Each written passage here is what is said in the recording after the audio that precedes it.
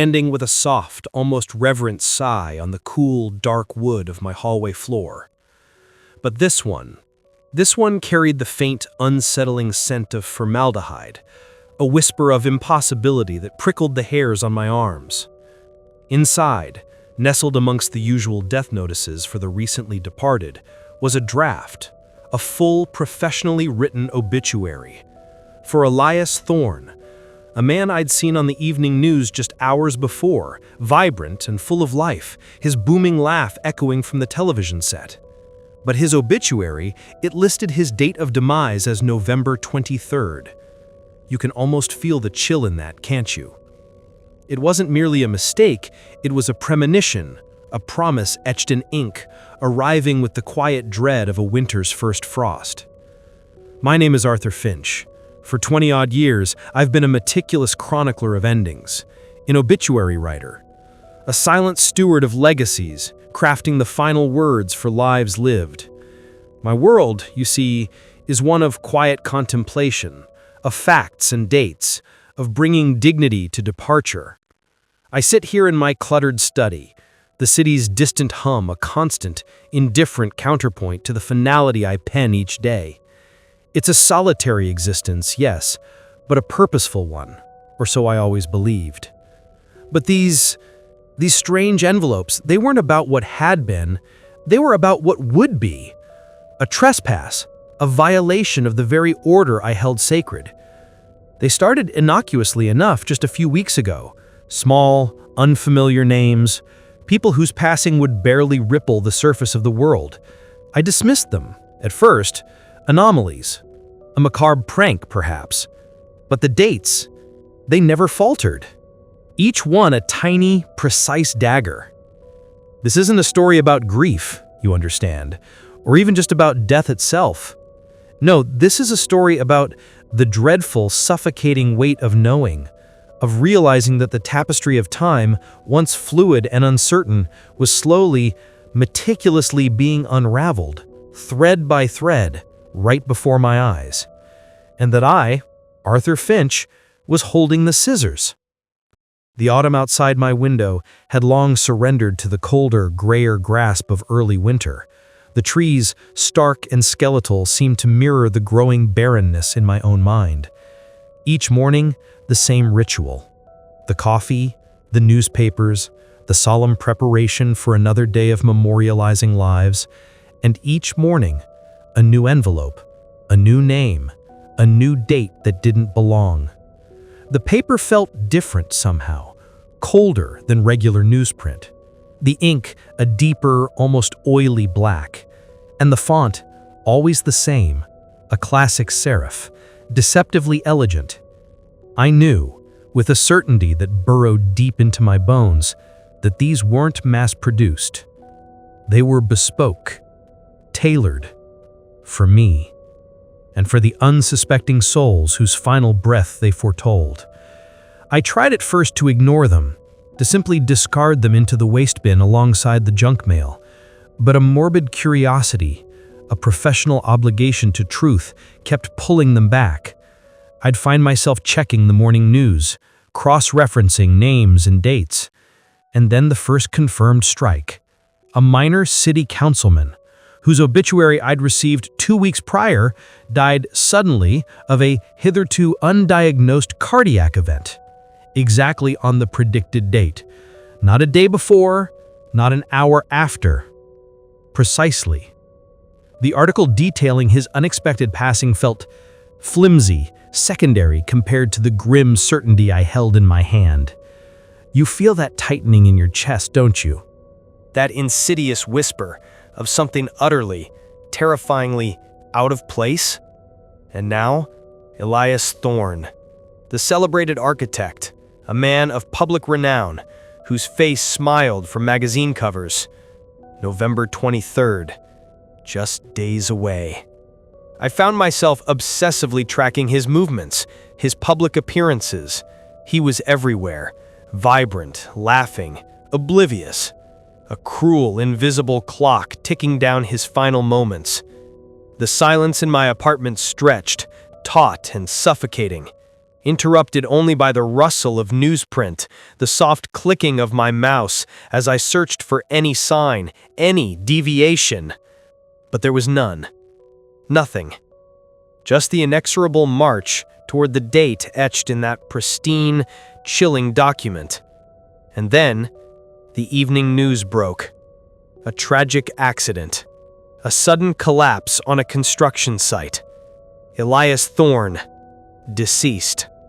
The date? November 23rd. My world, once orderly and predictable, fractured into 1,000 icy shards. It wasn't a prank. It wasn't a coincidence. It was a sentence. And I, Arthur Finch, was holding the execution order. The confirmation of Elias Thorne's demise, stark and unforgiving in the evening headlines, didn't just solidify the impossible. It shattered the fragile glass of my reality. A cold, leaden weight settled in my chest. A permanent fixture. You can feel it, can't you? That dreadful certainty when the world shifts beneath your feet, and suddenly nothing is as it was. The obituaries, once mere curiosities, were now irrefutable decrees. Each crisp white envelope, each precisely typed name, a death warrant. And I, Arthur Finch, was the sole recipient, the reluctant keeper of this macabre ledger.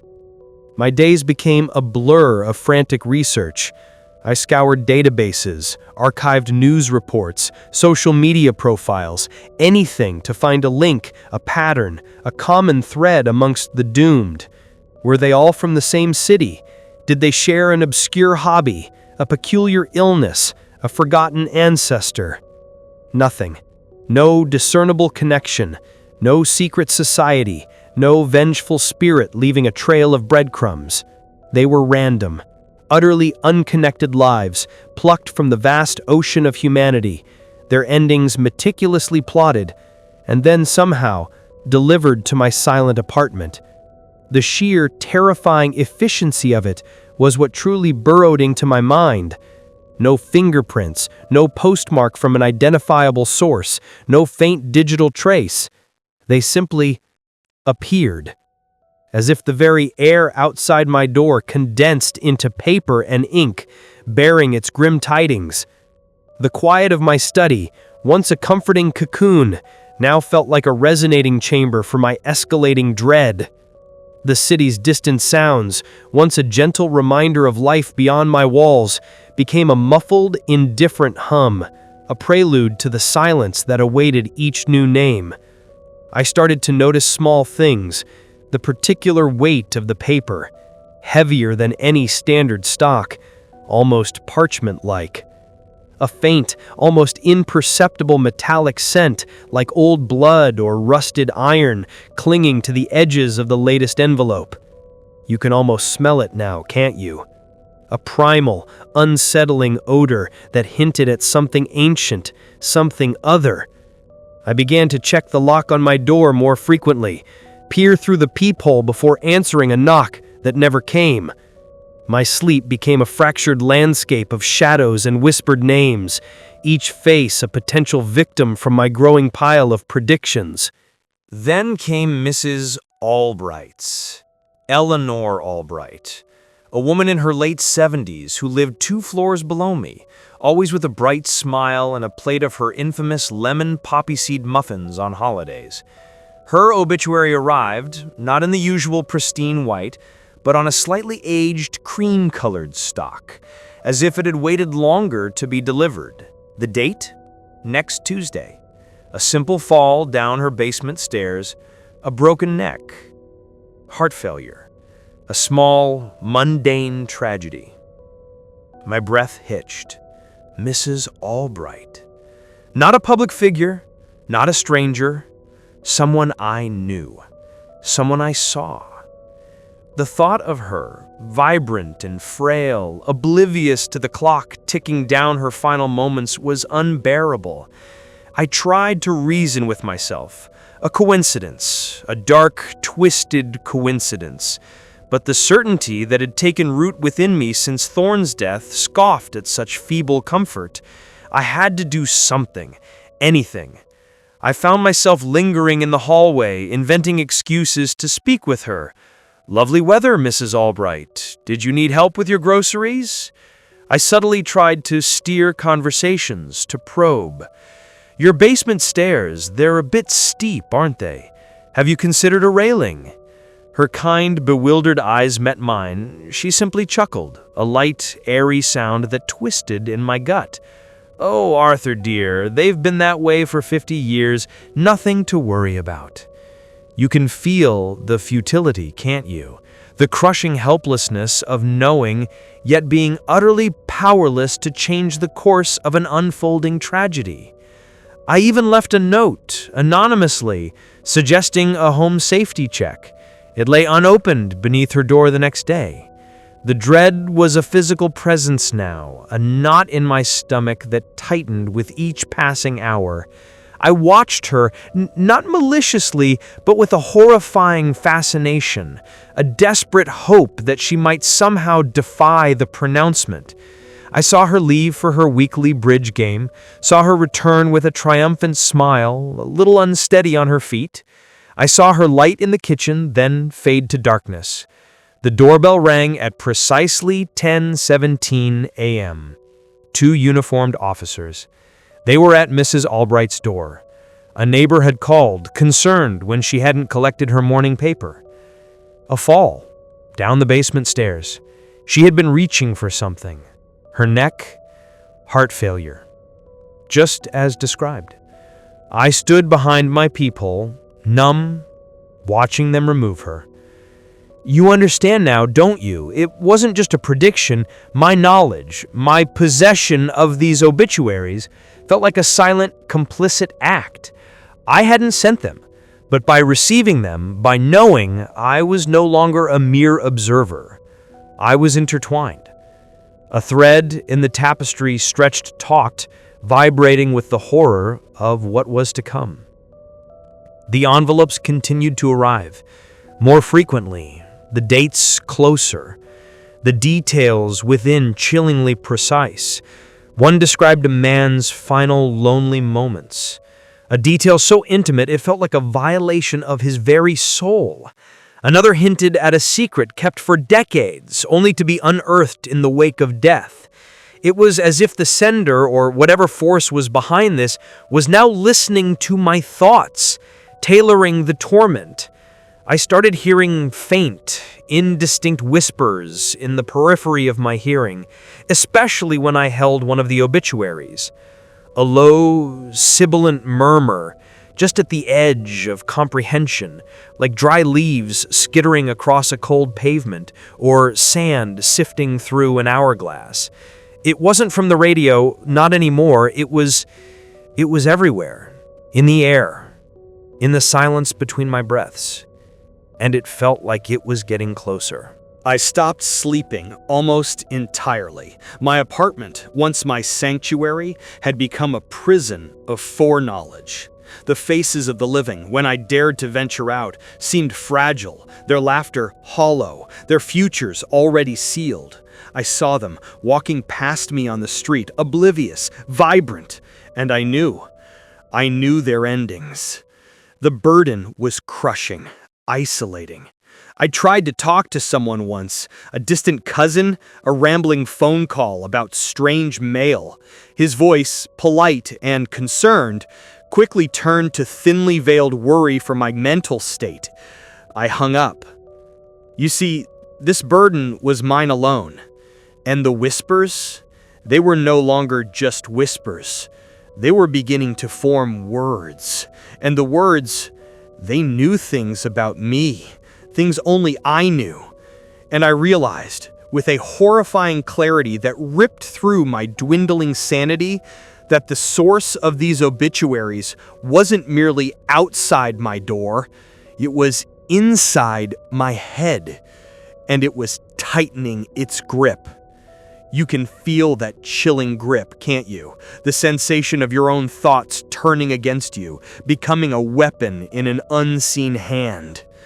The whispers intensified, no longer a faint murmur, but a distinct, insidious voice. It wasn't the voice of any individual from the obituaries. It was a composite, an echo of every fear, every judgment, every silenced thought I had ever harbored about those whose lives I had chronicled.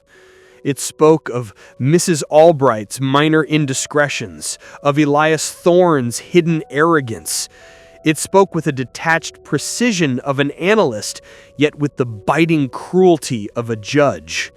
And then it spoke of me. It reminded me of the fleeting sense of relief I'd felt after Eleanor Albright's death, a selfish flicker of freedom from the unspoken social burden of her constant cheery interruptions. It recounted the moment I'd secretly wished for a rival obituary writer's demise just to secure a coveted assignment. Horrific, fleeting thoughts, banished almost as soon as they had appeared, now resurrected and amplified by this relentless internal prosecutor. I scrambled away from my desk, knocking over a stack of yellowed newspapers, the rustling paper echoing like 1,000 accusing voices.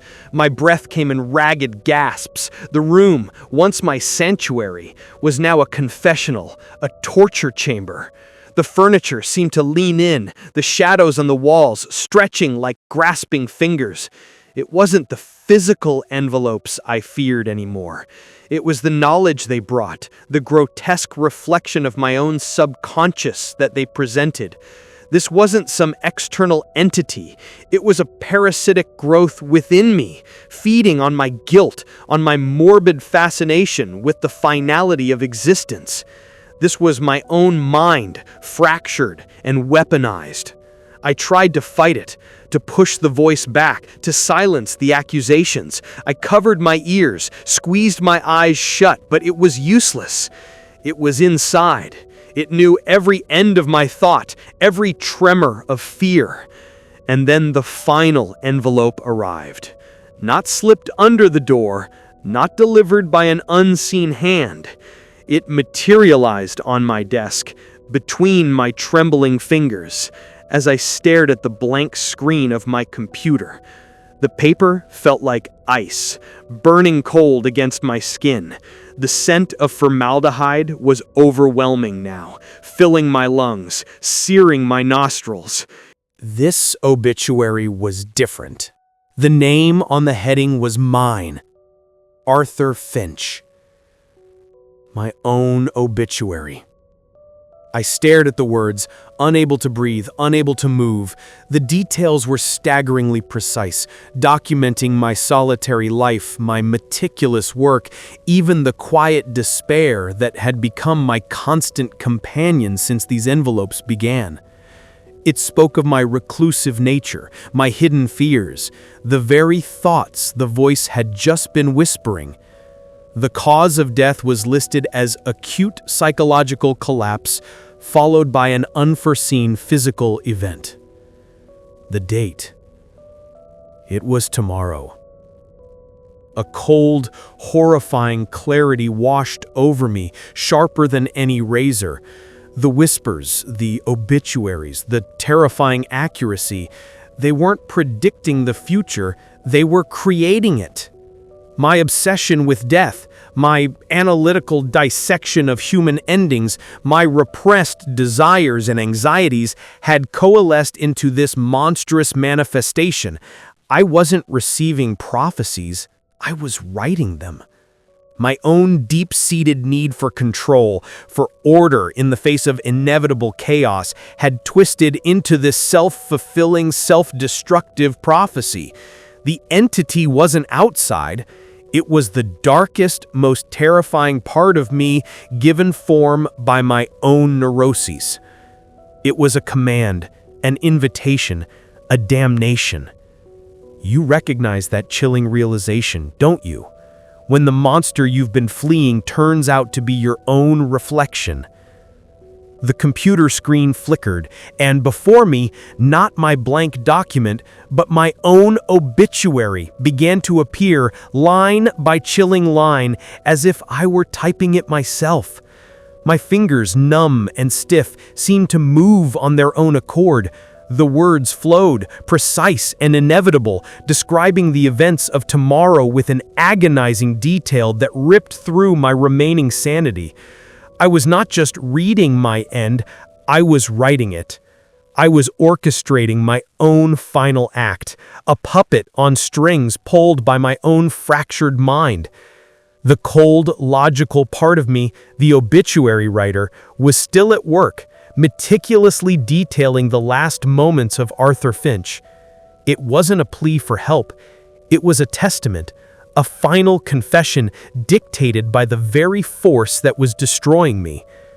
I still hear the hum of the computer. The cursor blinks, steady and relentless, marking the end of each sentence, each paragraph. The last line of my obituary is almost complete. My hand trembles, but it moves. I am writing myself out of existence. The ink will be dry by morning. The paper will be crisp, and the silence will be Subscribe if you dare. Like or be swallowed by the darkness. Hurry before it's too late.